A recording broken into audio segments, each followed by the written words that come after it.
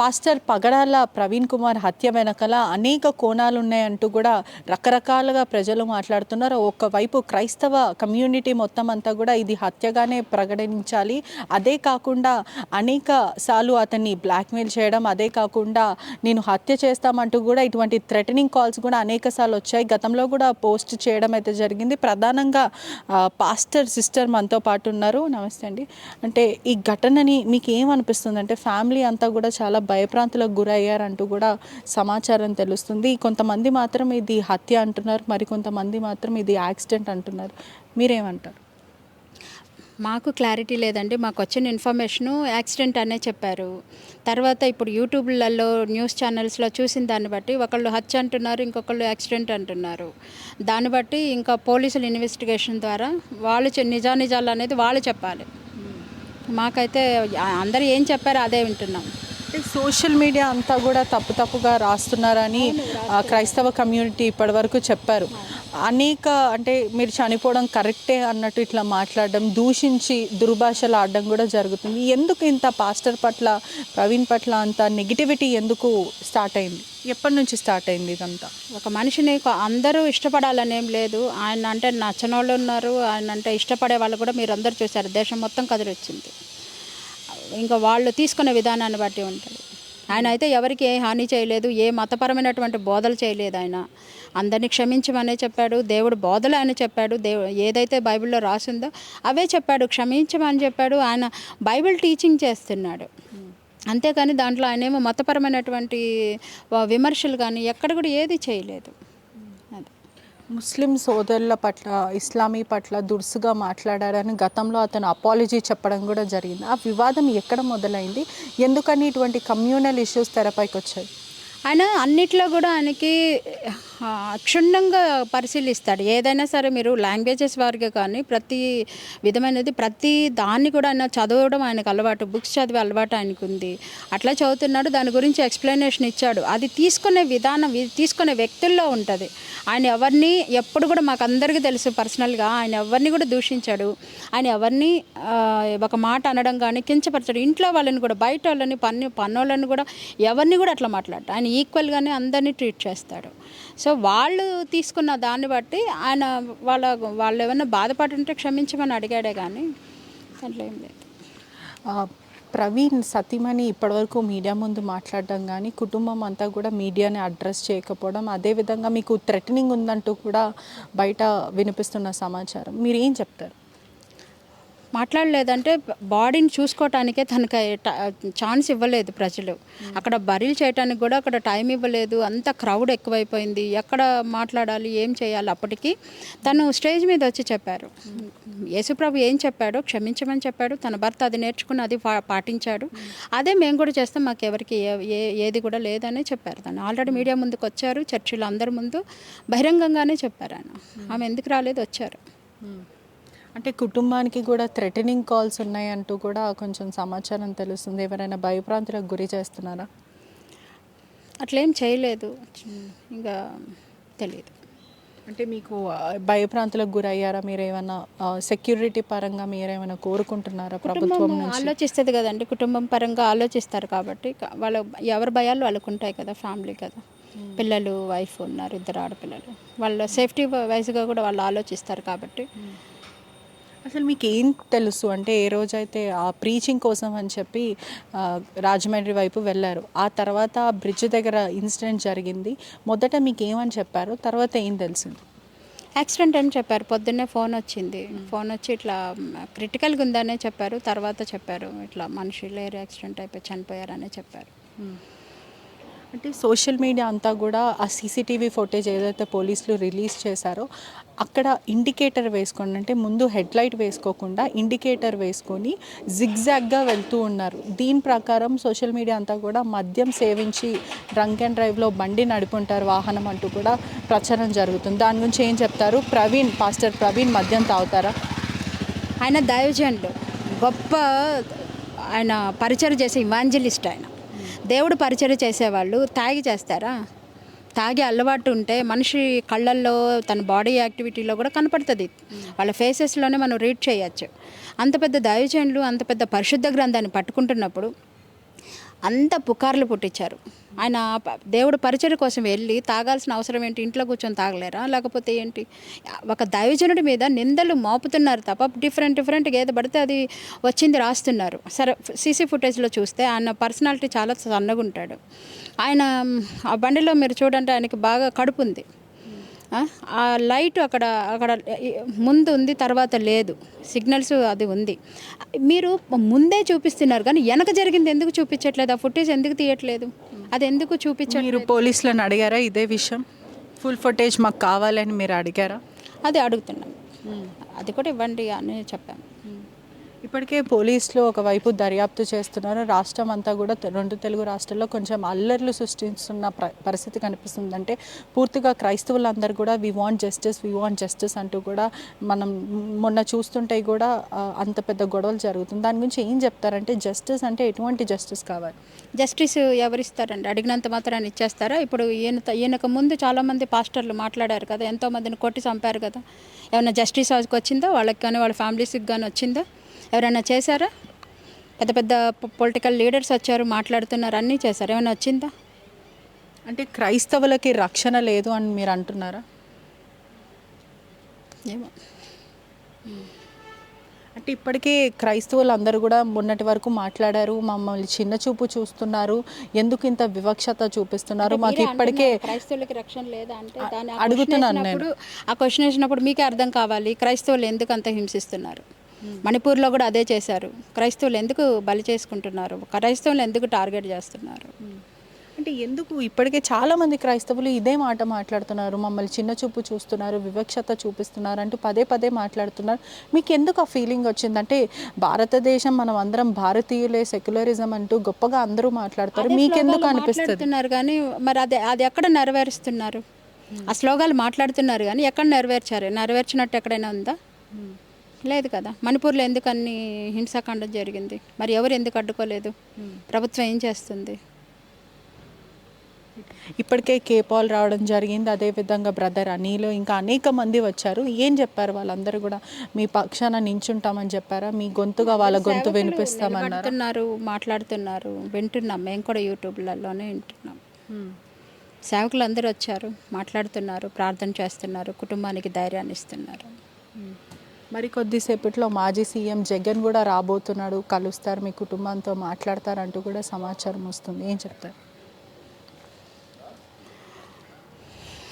వస్తే మంచిదే కదా. వచ్చి రావడమే కాదు, ఫ్యామిలీకి ప్రొటెక్షన్ కానీ ఇలాంటివి జరగకుండా రిపీట్ కాకుండా చూడాలి. పాస్టర్ ప్రవీణ్ కుమార్ వ్యక్తిగతంగా ఎటువంటి మనిషి? అంటే ఫ్యామిలీకి టైం ఇచ్చేవాడా? ఎప్పుడు బైబుల్ అంటూ ప్రీచింగ్ అంటూ ఆ లోకంలోనే ఉండేవాళ్ళ, లేకపోతే కుటుంబము ఫ్యామిలీ అని ఇటువంటి బాధ్యతలు గల వ్యక్తి? ఆయన చాలా పర్ఫెక్ట్ వ్యక్తి అని నేను చెప్తానండి. ఎందుకంటే పనిని చాలా పర్ఫెక్ట్గా చేస్తాడు. ఫ్యామిలీ దగ్గరకు వచ్చేసరికి ఫ్యామిలీతో చాలా కంప్లీట్గా తను వాళ్ళతో స్పెండ్ చేస్తాడు. పిల్లలతో వాళ్ళ ఫ్యామిలీ తనకి చాలా వీక్నెస్ ఉంది, సో వాళ్ళని ఎక్కువ ప్రేమిస్తాడు. తర్వాత వాళ్ళ జాబ్ విషయంలో అదే పర్ఫెక్ట్గా చేస్తాడు. ఏదైనా సరే తను తీసుకున్న ఏ పని అయినా సరే చాలా పర్ఫెక్ట్గా చేస్తాడు ఆయన. ఎక్కడ కూడా ఆయనకి ఎవరు కూడా ఆయన గురించి చెడ్డగా మాట్లాడింది మేము దగ్గరుండి చూస్తున్నాం కాబట్టి మేము ఎప్పుడు కూడా అట్లాంటి నెగిటివిటీ చూడలేదు. ప్రతి ఒక్కరిని ప్రేమతో మాట్లాడతాడు. ఆయన అందరినీ సమానంగా ట్రీట్ చేస్తాడు. ఎవరైనా సరే, తన దగ్గర పనిచేసే వాళ్ళైనా సరే, లేకపోతే చర్చి వాళ్ళతో గాడి బయట ఎవరితోనైనా సరే చాలా ప్రేమనే చూపిస్తాడు. అంటే పూర్తిగా చూసుకుంటే కూడా మీతో చివరిసారి ఎప్పుడు మాట్లాడారు, లేకపోతే భార్య జెస్సీతో చివరిసారి ఏం మాట్లాడారు? ఏదైనా గొడవలు జరుగుతున్నాయి, నాకు ప్రాణహాని ఉందని ఎప్పుడైనా చెప్పారా మీకు? ఆయన పబ్లిక్లోనే చెప్పారు. అంటే ఆయన బోధిస్తున్న సందర్భాల్లో ఇలాంటి నెగిటివిటీ కూడా ఉంది అని ఆయనకి తెలుసు. సో ఏ టైంలో అయినా ఏమైనా జరగచ్చు అనేది పబ్లిక్లో ఉంది ఆల్రెడీ. ఆయన ఎప్పుడు కూడా చాలాసార్లు కూడా అదే చెప్పాడు. సో లాస్ట్ టైం అంటే ఆ రోజు ముందు రోజే మేము మాట్లాడాం. ముందు రోజు ప్రయత్నించాము. ఆయన మధ్యాహ్నం వెళ్ళినప్పుడు సాయంకాలంగా ఫోన్ చేస్తుంది వాళ్ళ వైఫ్. అప్పుడు ఫోన్ కనెక్ట్ అవ్వలేదు చాలాసేపు. 9:15కి విజయవాడలో ఉన్నాను ఒక్క మాట చెప్పి పెట్టేశాడు. ఇంకా తర్వాత ఫోన్ కనెక్ట్ అవ్వలేదు. దానికి ముందు రోజు ఏమైనా మాట్లాడుకున్నారా కుటుంబం అంతా కలిసి? ఏదన్నా ప్రేయర్స్ గురించి కానీ లేకపోతే ఏదైనా ట్రిప్ గురించి కానీ ఏదైనా మాట్లాడుకున్నారు? గుడ్ ఫ్రైడే గురించి ప్రిపరేషను వాటి గురించి మాట్లాడారు. వాటి గురించి నాతోనే మాట్లాడి అది ఎట్లా చేయాలి అని దాని గురించి మాట్లాడారు, డిస్కషన్ చేశారా, ఎట్లా చేయాలి, ఎప్పుడు చేయాలి, టైమింగ్స్ ఇవన్నీ మాట్లాడుకున్నాం సండే రోజు. ఏదైనా పర్సనల్ విషయం మాట్లాడడం, ఇట్లా ఏదైనా బెదిరింపు ఫోన్లు వస్తున్నాయి ఇలాంటివి ఏదైనా మాట్లాడారా? లేదు, అట్లాంటివి ఏం మాట్లాడలేదు. అట్లాంటివి పాస్టర్ ప్రవీణ్ పగడాల కూడా కొంతమంది అనాథ పిల్లలని దత్తకు తీసుకొని కూడా వాళ్ళని పోషిస్తున్నారు, చదివిస్తున్నారు. అదే కాక అనేక సాఫ్ట్వేర్ ఎంప్లాయీగా పనిచేస్తున్న వాళ్ళందరినీ కూడా రిక్రూట్ చేసుకున్నారు. 2 సాఫ్ట్వేర్ కంపెనీస్ ఉన్నాయని కూడా చెప్తున్నారు.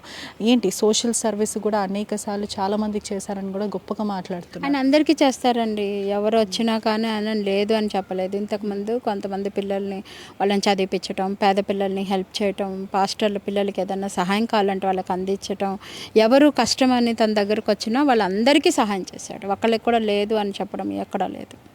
తను చేయగలిగిందంతా చేశాడు. ఈ మరణం వెనకాల ఏదన్నా పెద్ద కుట్రకోణం ఉందని మీరు భావిస్తున్నారా? ఉంటే ఎవరు ఉండొచ్చు? కుట్రకోణం అంటే ప్రజలు అది చూడాలి. దేవుడు చూస్తున్నాడండి, మేమేది కూడా డిసైడ్ చేయట్లేదు. దేవుడు చూస్తున్నాడు. అది ప్రవీణ్ గారికి తెలుసు తనని ఎవరు చంపిందని. ఆ రక్తం మొరపెడుతుంది. అది యాక్సిడెంట్ అయితే అది మంచిదే, లేకపోతే ఒకవేళ ఎవరైనా చంపి ఉంటే అది కూడా మాకు తెలియదు. ఆ రక్తం దేవుడితో మొరపెడుతుంది. మేము క్రైస్తవులంగా మేము చేసేది ఏంటంటే మేము ప్రార్థన ఒక్కటే చేస్తాం. సో ఏదైనా సరే దేవుడికి అప్పగిస్తాము, ప్రార్థన చేస్తాం. మేము అందరిలాగా పోట్లాడ్డాలు లేకపోతే కక్షలు తీర్చుకోవడాలు అవి యేసు ప్రభు మాకు నేర్పించలేదు. మేము కూడా అలాగే చేయము. క్రిస్టియన్ కమ్యూనిటీలో ఫర్గివ్నెస్ నుంచి కూడా చాలా గొప్పగా మాట్లాడుతుంటారు. పాపం చేసిన వాళ్ళు ఎవరైనా సరే, లేదంటే మన శత్రువు అయినా కూడా ఫర్గివ్ చేయాలంటూ కూడా, క్షమాభిక్షణ పెట్టాలంటూ కూడా మాట్లాడుతూ ఉంటారు. వైఫ్ జెసికా కూడా స్టేజ్ మీద ఒక మాట చెప్పింది, ఏదైతే ఉందో అతను చాలా ఫర్గివ్ చేసే వ్యక్తి, మా కుటుంబానికి జరిగింది కూడా మేము ఫర్గివ్ చేస్తాము అని చాలా గొప్పగా మాట్లాడుతున్నారు. అంటే అన్యాయం జరిగింది కానీ గొప్పగా మాట్లాడుతున్నారు వాళ్ళు ఫర్గివ్నెస్ గురించి. ఏంటి దాని గురించి ఏం చెప్తారు? యేసుప్రభు మాకు అదే నేర్పించాడు. యేసుప్రభు ఈ లోకంలో ఉన్నప్పుడు ఆయన అందరికీ బాగే చేశాడు, మంచే చేశాడు. పేదవాళ్ళని కరుణించాడు, చనిపోయిన వాళ్ళని లేపారు, కుష్ఠరోగుల్ని బాగు చేశాడు, కళ్ళు లేని వాళ్ళకి కళ్ళు ఇచ్చాడు, ఎన్నో చేశాడు ఆయన. చేశారు తీరా ఆయన చంపేశారు. ఏమైనా పాపం చేశాడా, లేకపోతే ఎవరినైనా ఏ విధమైనటువంటి హాని ప్రజలకి చేశాడు? ఏం చేయలేదు కదా. మరి ఆయన్ని ఉత్తపుణ్యానికి చంపేసింది లోకం.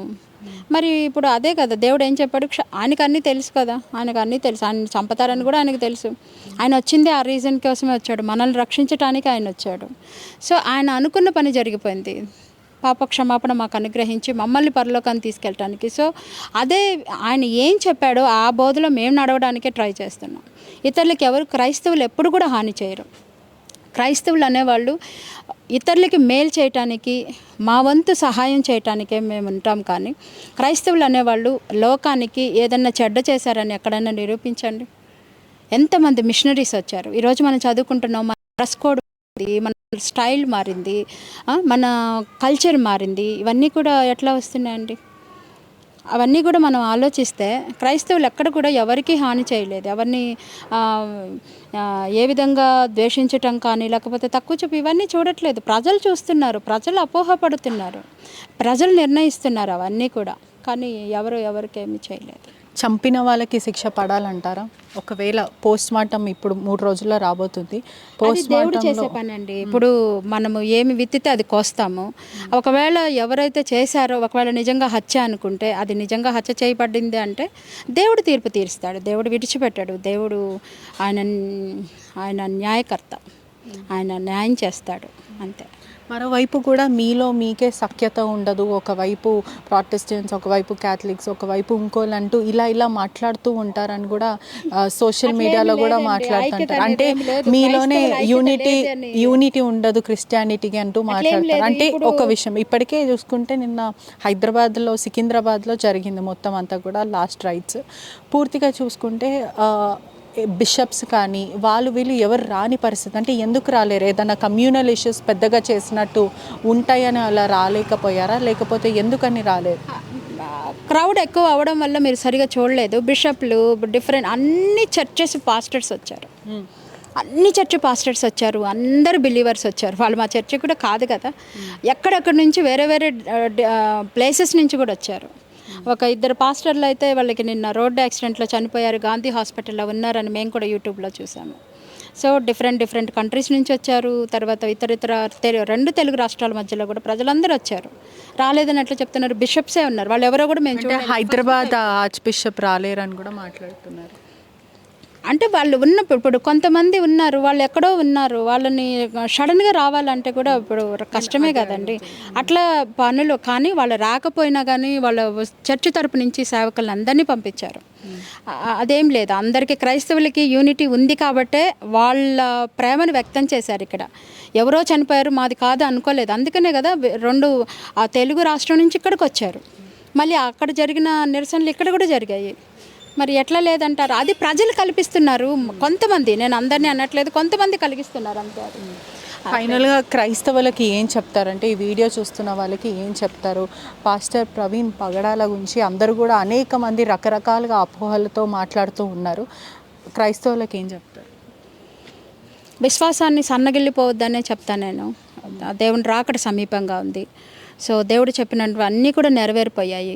సో దేవుడు న్యాయవాది, న్యాయం చేస్తాడని నేను ఎప్పుడూ నమ్ముతున్నాను. కుటుంబానికి కొరకు లేకపోతే సంఘం కొరకు ప్రార్థన చేయమని నేను అందరినీ రిక్వెస్ట్ చేస్తున్నాను. ఫ్యామిలీ గురించి క్రైస్తవులు అందరూ స్ట్రాంగ్గా ఉండాలని నేను కూడా కోరుకుంటున్నాను. ఇప్పటికే చూసుకున్నట్టే క్రైస్తవులందరూ కూడా చాలా స్ట్రాంగ్గా ఉండాలి, విశ్వాసం కోల్పోవద్దు. ఎవరైతే ఒకవేళ ఇది హత్యగా తేలితే ఖచ్చితంగా నిందితులకి శిక్ష పడుతుంది. ఇదంతా కూడా మేము చూస్తాము. ఇప్పటికే ఫర్గివ్నెస్ అనేది కూడా అతను ఆ వ్యక్తి పాస్టర్ ప్రవీణ్ పగడాల చాలా ఫర్గివ్నెస్ చేసే వ్యక్తి, చాలా గొప్ప వ్యక్తి. ఇటువంటివి జరగడం కుటుంబం అంతా కూడా బాధపడుతుందంటూ కూడా సోదరి చెప్తున్న పరిస్థితి కనిపిస్తుంది. Cameraman కోటితో పెట్రిషా reporting, RTV Hyderabad. మరిన్ని వీడియోస్ కోసం ఛానల్ ని సబ్స్క్రైబ్ చేయండి. లేటెస్ట్ అప్డేట్స్ కోసం వాట్సాప్ ఛానల్ ని ఫాలో అవ్వండి. ఆ లింక్ డిస్క్రిప్షన్ లో ఉంది.